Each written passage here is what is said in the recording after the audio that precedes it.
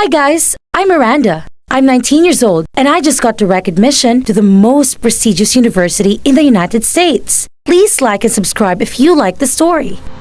As you can see, I am tall and attractive. I have short black hair and brown eyes, which makes me look more stylish and active. Look, this is my Hermes bag. Do you think it matches the expensive dress? And what about this brand new phone? This is the life I've been dreaming of. In reality, I have a family who loves me, but my parents are old with low income, so we've been struggling financially. I am hardworking and smart, so I get quite a few scholarships from famous universities. I chose to go with a school known as a rich kid camp. The students there all look knowledgeable, stylish, and playful. It was quite hard for me to fit in. As for me, I have nothing glamorous, and I feel extremely ashamed of my low-income background. Who would have thought that one day I would have been kidnapped?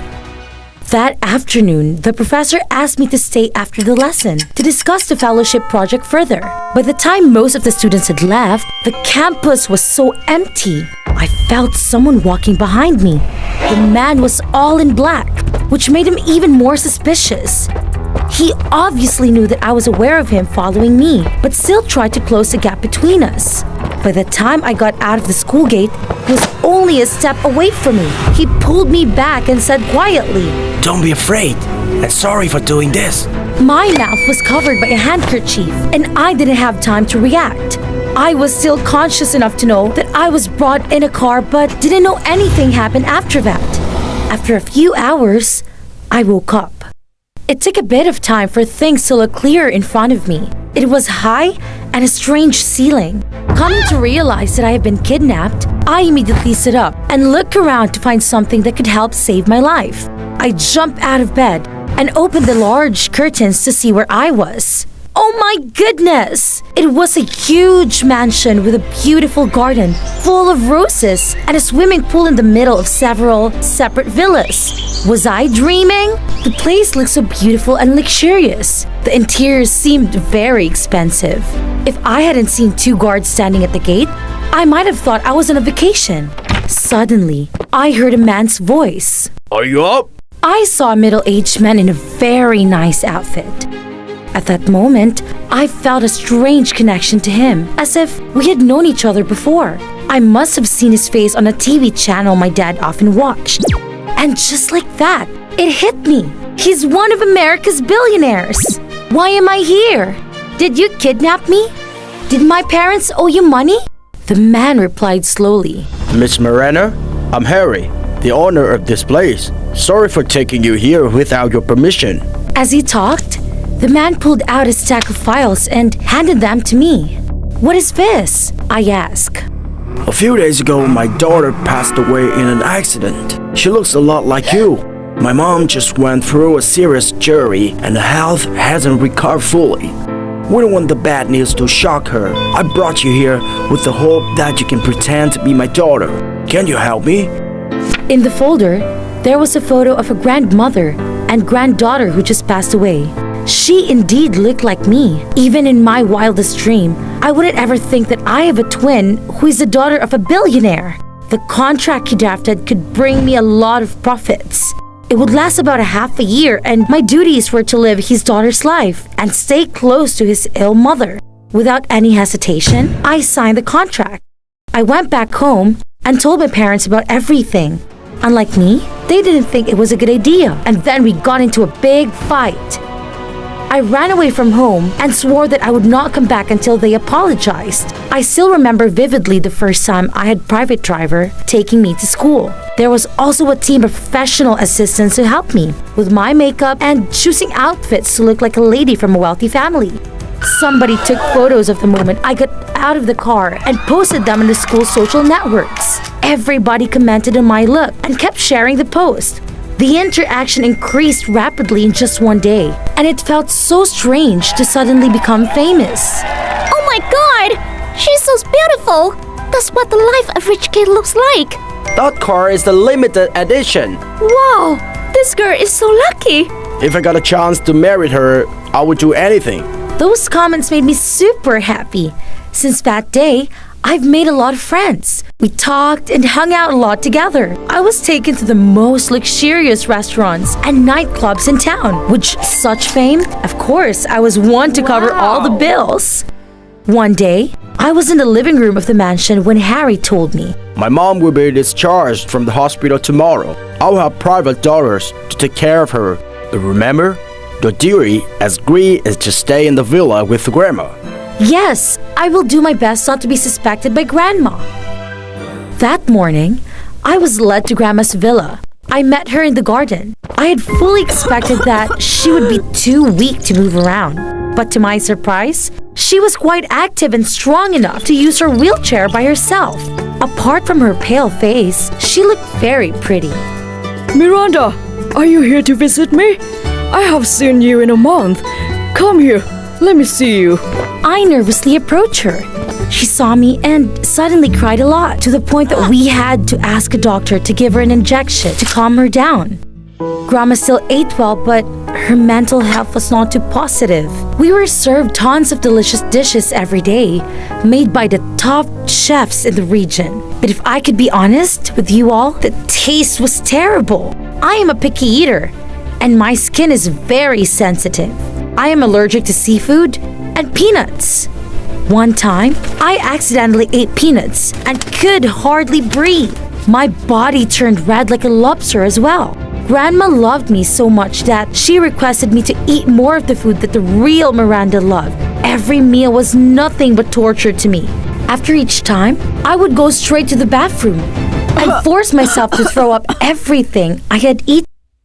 A few days ago in the school cafeteria, I was having lunch with my friends. I was attracted by the shouts of the girls. Oh my God! Isn't it Bevis? Where? He's a top student in our school and the most attractive guy in the faculty. A girl nearby kept asking her friends, How do I look? Decent? To which her friend replied, Yes, I told you so many times already. Go! I was also curious about who that guy was. A moment later, my curiosity was satisfied. He was about 180 centimeters tall, with curly hair and seemed into street style. I thought my heart stopped for a second. He's my destiny! He glanced at the girls and then approached my desk. He smiled and said, Hi, I'm Bevis. I've known you for a long time. Can we talk privately? I smiled proudly and followed him. I passed the girls and couldn't help but acted arrogantly. After that time, Bevis and I got to know each other. We had a lot in common, and one important thing was that he was a rich kid too.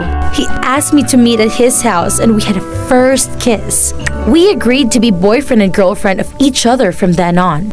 At my villa, I was standing in front of the mirror and realized that I lost a lot of weight. Suddenly, I thought about my mom. If she had seen me like that, she would have been super upset. My parents called me a lot, but I didn't pick up. It was just 3 days away until my birthday. I planned to hold a big birthday party and try to hide that I was Harry's fake daughter. I want to be surrounded and flattered by people. I sent out invitations to everyone, feeling all excited about the biggest birthday party of my life. It was held in one of the most luxurious restaurants in town. Little did I know that the party was also the end of my dream life. One day before my birthday, my mother called me more than 10 times, but I didn't want to talk to her, so I turned on silent mode in my phone. After school that day, I was just about to get in the car to go back to the villa when I heard my mom's voice. Miranda, it's me, your mom. Miranda, wait a minute. I need to tell you something. Why did you yell so loudly? My friends could have heard you. And you even dared to come to see me looking like this? I'm sorry, honey, but why are you so skinny? Why didn't you pick up my calls? I was so worried, don't you know? Tomorrow is your birthday. I don't have much, so I made this cake for you. I love you so much, baby. I didn't think too much, just felt annoyed, so I replied, Stop bothering my life! Please leave before anyone else sees you! My mom kept holding me back and wouldn't let go. I pushed her away and accidentally tossed the cake to the ground. My mom cried. I was worried that someone would see that scene, so I quickly gave her some money to take a taxi home. A lot of people attended my birthday party. I put on my best dress and became the center of my party. When it was time for me to go on the stage for a toast, suddenly someone shouted, "Stop lying! You are a daughter of a poor woman, and I saw you treated her badly just the other day. Where did you get the money for this party? From your sugar daddy?" Soon after that, everybody's phone got a notification. It was a post about me with the title, "Fake Rich Kid Throwing Money in the Face of Her Own Mother. Suspicion of a Sugar Daddy Behind." The post showed the scene of me and my mother arguing after school yesterday. And who was behind that? Nobody else but the girl that was crazy about Bevis. She ran into me in the school cafeteria at that time. I was shamed and yelled at by everyone at the party. Even Bevis stood in front of the crowd and called me a scammer. My birthday party was completely ruined. Back in the villa, in the dark room, I couldn't stop crying. My mom was so worried about me, and I treated them so poorly. In the end, only family truly cares about you. I called my mom and apologized to her for everything. She and my dad didn't even scold me, but asked me to come home because they missed me a lot. Suddenly, someone knocked on the door. It turned out to be Grandma. She walked slowly into the room, sat on the bed, looked at me for a long time, and started talking to me. Miranda, I realized you're not my granddaughter the first moment I saw you. I just tried to deceive myself. If you're homesick, go back to your family. I held her tightly in my arms and sobbed. The day I went to visit my parents, I didn't let them know in advance. The house key with my family photo attached to it has always been something I treasure. Opening the door, welcoming me were the familiar faces, the intense aroma of my favorite food from the kitchen, and the sound of my father's television. Everything was so simple, but it made me so happy. "Mom, Dad, I'm back." Hearing my voice, they rushed over and hugged me tightly.